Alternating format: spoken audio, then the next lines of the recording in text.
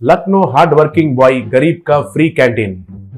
लखनऊ के गांव में मुकुल कहकर एक आदमी था। वो एक अनाथ आश्रम में कुछ लोगों के साथ मिलकर जी रहा था। एक दिन उनके अनाथ आश्रम में मुकुल सबके साथ मिलकर खाना खा रहा था।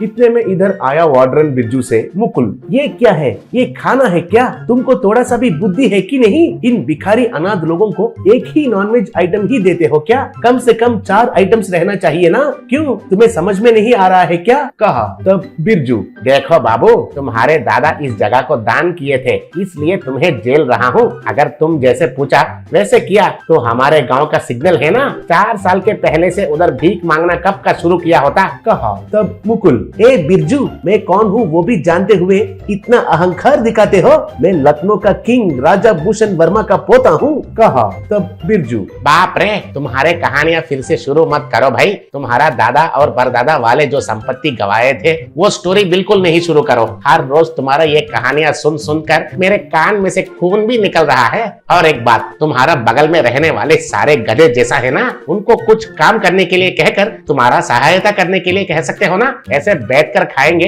तो काम करना है कहकर सोचना भी बंद कर देंगे येड़े। कहा। तब मुकुल, ए डोंट टॉक नॉनसेंस। ये सब कौन है पता है? मेरा साथी अनाथ है, यही मेरा संपत्ति है, ये हमारा वंश का विरासत है। उनको कैसे छोड़ दूंगा सोच रहे हो? देखते रहो, मैं खुद जाकर गांव में सारा काम करता हूँ। दोनों हाथ से पैसे कमाकर इन लोगों को मैं खुद पालता हूँ। कहा। ये सुनकर उधर खाने वाले सब लोग तालियां बजाए।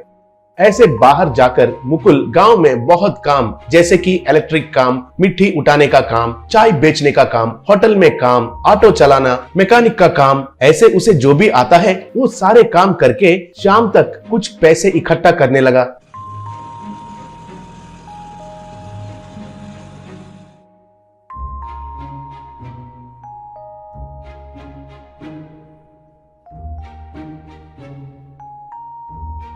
ऐसे कुछ दिन मेहनत करके पैसे कमाकर बिरजू को दिया। तब मुकुल, देखो, मेहनत करने के लिए मैं हूँ और हमारा जगह में फ्री कैंटीन भी लगाकर लोगों में बात फैलाओ। गांव में कोई भी गरीब भूखा नहीं रहना चाहिए, इधर आकर खाना चाहिए। उनके लिए पानी में नमक बनकर पिघल जाता हूँ या फिर मोमबत्ती की तरह जल जाता हूँ। कहा। तब बिरजू, हाँ हाँ ठीक है, तुम्हारा सर के मोमबत्ती का मोटापन पिघलने से ही तुम्हें असली बात समझ में नहीं आएगा। जाओ जाओ, तुम जाकर बहुत मेहनत करके पैसे लेकर आओ, मैं कैंटीन का काम देखता हूँ। कहा। तब मुकुल उधर से चला गया।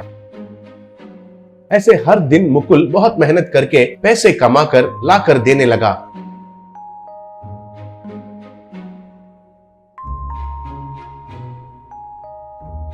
उन पैसों से बिरजू एक दिन एक कैंटीन को लगाया।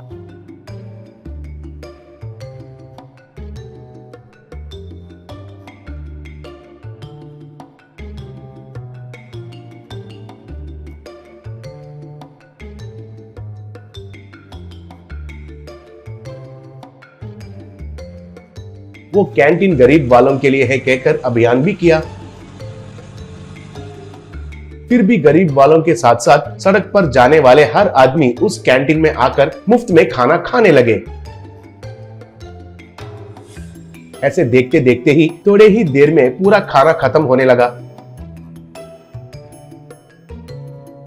एक दिन मुकुल उसका अनाथ आश्रम में आया। तब उधर रहने वाले अनाथ सारे Mukul down down, Mukul down down कहकर चिल्लाने लगे।